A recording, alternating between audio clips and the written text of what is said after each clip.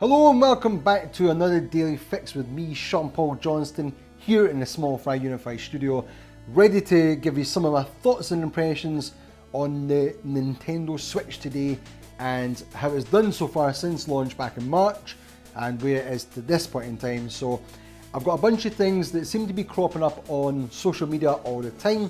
Things about third-party sales, sales of the console itself, what we're looking forward to in the future. So I'm going to go over some of these things. I'm going to give you some of my thoughts and impressions on them and just give you maybe another perspective, another opinion, because I know a lot of people are a little bit worried about where Nintendo is right now with the Switch, especially after third party was kind of lacking at E3 that just passed. So I've got a couple of different topics here. I might not go through all of them, but we'll go through a couple of them and I'll let you guys know what I think. So let's jump straight into it. The first one was E3, like I said. E3 came and gone and there was lots of games announced for things like the PlayStation 4, for the Xbox One and Xbox One X, and obviously PC games. And it appeared that a lot of the games weren't coming to the Nintendo Switch. Now, I know that's got a lot of people worried that it's maybe going the way of the Wii U again, where it's not going to get third-party support. But I just want to give you my thoughts on this. Now, over the course of the Wii U, Nintendo repeatedly said that they needed to get third parties on board and they wanted to make a viable platform. Now, I think the Switch is exactly in that position right now. I think Nintendo knows after the relatively commercial failure of the Wii U, they know they had to change things up. I keep saying this during the Games Launch series, with Kimishima now on board, I think he's a little bit more of a suit. I think he's a little bit more business minded than maybe Iwata was, coming from a developer background. So whether this is stuff that's carried over from Iwata to him or not, I'm not really sure. It's something we'll probably never find out in full. But what I can see is that Kimishima seems to be pushing the business in a much more business IP oriented way. So I think what Nintendo's essentially realized that this first year of the Switch, they have to really support it themselves. And lots of people buy Nintendo consoles for Nintendo games, and that's fine. But I think over the years, as sales have declined per platform from the GameCube, the Wii obviously was a kind of outlier in that because that sold amazingly well, one of the best selling consoles, but it was a big different change from the current consoles. And then obviously with the Wii U, a bit of struggles with the 3DS, and then obviously now we've got the Switch. But I think what we're seeing is Nintendo's using this first year to basically support it with all its big titles. Not all of them, but a lot of them. So we've got right on the launch with Zelda, which is obviously a massive game for Nintendo. It's never sold particularly strongly compared to something like Mario, but this was a launch game and it sold incredibly well. I think it was 1 for 1 over the first couple of months of its sales for sales of the console and the game itself. They even outsold the console because there wasn't enough to sell. Now, we're getting Super Mario Odyssey in October, we're getting things like Xenoblade Chronicles 2, assuming that doesn't skip into 2018. We've had ARMS, Mario Kart 8, although that is a remake, Mario Kart 8 Deluxe. But we're getting Splatoon 2, and there's other games that are bolstering that as well. And there is third-party games coming into this. But I think what we're seeing is, unlike the Wii where there was big gaps in software, big droughts between the big titles, we've pretty much got a big release every single month since launch. And it's definitely working. You can see the console sold out almost everywhere. They're struggling to keep up with demand. They keep saying that they're going to increase production. So it's went from being about 5 million, I think it was in the first year, then it was 10 million, now they're looking at 15 million. Now there was a rumour before the Switch was even shown that there was rumours that Nintendo was targeting 20 million on its first year, and everyone was going like, that's crazy, they'll never ever do that. It's now looking like they may actually even get up towards that area, especially the fact that it's sold out and they're increasing production. And with things like Super Mario Odyssey now, along with Zelda getting incredible feedback, positive feedback, and things like ARMS and Splatoon 2 doing incredibly well as well, and Mario Kart as well, again, these games are really pushing the sales and keeping the interest in Nintendo's machine. So we're not seeing the drop off of the sales of the machine and the interest. In fact, I'm just seeing it increasing over and over again on websites online, on social media. All you're seeing is people making memes, making t-shirts, they're talking about the games coming out, and it looks like it's got more buzz than it's ever had. It's incredible. So I think Nintendo's whole plan has been that for this first year, they're just going to hit it month after month after month with big massive titles, and then come 2018, or maybe they're like direct to do in February sort of kind of time, or even by E3 next year, the sales of the platform are going to be so strong and doing so well, the hype's going to be there, and it's going to have an incredible catalogue of Nintendo's biggest titles, and now with the announcement of Metroid Prime 4 and Pokemon RPG, that they're coming to the platform, something that was never confirmed for the Wii U. And I think that's where there's a lot of excitement for these announcements, even though it was just a logo or just a mention of it from Game Freak. The fact that we know these are coming to the Switch, that's what's exciting. We know it's going to get all the biggest titles from Nintendo. So I think Nintendo's got this plan where this first year, they're going to support it fully, get the sales massive, and then third parties have no choice but to support it. And if they don't at that stage, I don't think Nintendo will ever get support. But like we're already seeing with companies like Psyonix, where they're putting Rocket League on the Switch, we're starting to see, obviously, there was some games like Skyrim are coming out, obviously, and there's games from third parties that I think they're just testing the water. I think Nintendo's basically said to them, we want you on the platform. They're a bit reluctant because of the Wii U failing, and they're not sure if the software is going to work. So they're giving them some tester games, and as much as I'm against things like where they say, buy the software because this will dictate what's going to happen in the future with their bigger titles, I think at the same time, they're using this to see how well the Switch does over this first year. And I think we're going to start working up towards Christmas, we're going to see more and more games getting announced by third parties, bigger titles. There's already rumours of things like, obviously it's a remake, a remaster of L.A. Noire coming to the Switch. And there's games from Rockstar, obviously L.A. Noire is from Rockstar, but there's games potentially from Ubisoft that we've not seen or heard about that maybe get ported over. Things like Beyond Good and Evil 2 that was rumoured to be a Nintendo Switch exclusive for a year. Don't know what's happened with that. It looks like it's probably going to be a multi-platform one anyway. But I think by E3 next year, it's going to have such a good catalogue and the hype's still going to be there, that, especially over Christmas with Super Mario Odyssey, that's going to be massive over Christmas. I think third parties will start coming to the machine because it's all about the money. That's what it's all about. If they can see a viable platform that looks like it's got a few years ahead and they can make sales in that and get download content on there, they can sell merchandise and stuff, that's it.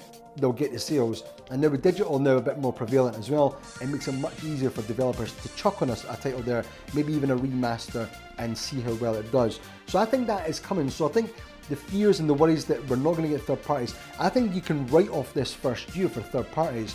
And as much as it's frustrating because there's some good games there, I think if you go in with the mindset now, and this is what I'm trying to do myself, go in with the mindset of these games aren't coming for this first year. We'll get the odd one or two like Rocket League, but these games won't come for the first year. And after that, we're going to start getting titles. And like I said, by that point, if we don't get the titles, who cares? We're going to have a massive, amazing collection from Nintendo on the software, some of the biggest games they've ever made. So that's something to be excited about. Now, we also got announcements today or yesterday about the SNES Mini Classic coming to Japan, the UK and America. Europe and America. Now, there's things that Nintendo's doing as well that looks positive to me. It looks like they're actually getting in the game much more than they've done for a long time. Things like releasing the SNES Mini, it was rumoured, but everyone was super hyped when the NES Mini came out. It sold out everywhere. Everyone was upset because there wasn't enough stock. I think they sold something like 4 million or something, which is actually incredible for a retro console. And it looks like they're going to have more, even though it's already sold out on most of the sites, but it looks like they're going to have more stock for the SNES Mini. But it's things like when they bring out something like this and they put it up, and then they've got games like Star Fox 2. The fact that they're bringing that to the console, that to me is saying this is what Nintendo's mindset is, what they're trying to do. They're trying to bring their IPs back to get everyone involved with their IPs. This is why these mini consoles are coming out. It's to drive people into seeing their old franchises and their current franchises to get them excited about Nintendo. This is why we saw collaborations with Vans, we see merchandising for Splatoon in Japan. These are all things that show that Nintendo's aggressively marketing their IP, and I think this is all Nintendo pushing on a much more business-oriented mindset, but they've still got Miyamoto and Aonuma and stuff there in the background that are keeping the game development side of it, keeping that quality there. So yeah, they're making some mistakes. We want the Virtual Console on the Switch, but to be honest, that's just from a selfish perspective, and I think it is from a lot of gamers. We want that old retro stuff on there and getting access to it. But for the wider mass market, putting out a console for £60 or $80 in the States, £70 here it is in the UK, sorry, putting that out and getting some of these biggest titles, Star Fox, Contra, F-Zero, these games on the SNES Mini Classic, having them available to people to play now, that's what's going to drive sales in the future, because people will be excited and they'll come to the Switch or the 3DS. Now there is also stuff from DNA. That's the company Nintendo's partnered up with to make their mobile games. They're also saying that they've learned lots of lessons from their current mobile games, so that's Super Mario Run, from Fire Emblem Fates, or whatever it's called, I forgot the name of it on the mobile, and also they've got another one, I forgot what it's called. But the fact that they've got these mobile games, and like with Super Mario Run, they got the pricing thing, the structure was wrong. People didn't buy it anywhere near as much as the one Pokemon Go, so that's the other game. But we've got Pokemon Go that done amazingly well, and that was a free title. And then we've got things like Fire Emblem, which is kind of like a little bit of a mixture. You can buy or download content. And now going into it with Animal Crossing, which is probably going to be one of their next big ones, that's going to probably hopefully get a lot more content from what they're saying. They're saying they're putting much more content in there, and it's going to hopefully test some new waters with the structure for the payment side of it. So they'll probably kind of iron out these payment things through mobile. And also, they've said that that's driving interest towards that game. So it looks like they're working, or they're trying to get people into the Animal Crossing franchise with the mobile. So that's probably going to come to the Switch. It's something I want desperately on the Switch because it was an amazing game, but we've not had a really good console version for a while. Now, the last thing I was going to point out was with sales of the console, just to give you a little bit of a positive spin to finish off this, sales in Japan of the Switch compared to the PlayStation 4 in its first 16 weeks of sales. Now, Japan's obviously Nintendo's probably, it's not their biggest market, but it's probably one of their more important markets, because that's where it's a Japanese company, obviously, so was Sony, but that's where, you know, they get a lot of their biggest sales from, and most of their developers are Japanese oriented companies or development houses. So that's where they're trying to push things, and if it does well there, it generally does well quite well around the world. So if it's strong there, which it is, from the numbers, it looks like, I think the Switch has now crossed over 1 million in its first 16 weeks, which is higher than what the Wii U did. I think they've done something about 800,000 around that ballpark. Now it's nowhere near the Wii U, the Wii at this stage, which done something like 1.8 million in its first 16 weeks. But you have to take in consideration that the sales are probably stifled because there's not enough stock. If you look at Japan and what's happening right now in Japan, every time there's new stock, and this happened with the PlayStation 4, but every time there's new stock, there's lines queuing up, they're doing raffles to try and get a chance just to even get a sale of a Switch. And that's still happening 16 weeks later. So that carries on for the next 16 weeks. This is going to be a massive seller. And like I said, again, you'll see companies coming in. We're still waiting to hear from Platinum Games. I think one of the guys from Platinum, the developer, he was doing that raffle thing as well, and then like his number never came up, so he was a bit annoyed by it. But this is the excitement, the hype that's still there. People are still hyped for the machine, and once we start getting these other things kicking in, once Mario Odyssey comes out, once we get the Virtual Console, the online service, yeah, they're going to probably make mistakes. It's not going to be perfect, as we've seen from the Splatoon headset like mess. But I think the sales of the console and the games coming to it are just going to keep getting better and better. So I'm actually really positive. I said before the Switch even came out, from what they were showing off, I could see this selling bigger than the Wii.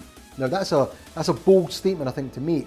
But even shares of the company are up the highest they've been in something like 10 years. They're actually almost approaching the Wii level of value for the company. In fact, Nintendo is just games, and they're now worth more than Sony as a company on a market cap value. So the fact that they're getting this, I think it's like $48 billion or something they're valued at now. I think during the Wii era, they were at something like 70 odd billion. So they've still got a way to go, but it's still only like 4 months into the Switch launching. Wait until it's got another couple of years and it hits 20 million or something, or 30 million. This is it. It's working for Nintendo. They're doing it well, and I'm pretty excited about the console. I wish I could play more of it, but I'm excited about what's coming. Metroid, Pokemon, Super Mario Odyssey, Skyrim, Rocket League, and all the other games, Splatoon 2. Are you still enjoying the console if you bought one? Leave a comment and I'll check them out tomorrow, and I'll talk about them tomorrow in the next episode. Anyway guys, that's it for this episode. If you enjoyed it, remember it and hit the subscribe button and leave me a comment, because after all, we're just a bunch of small fries trying to create big things. Thanks for watching.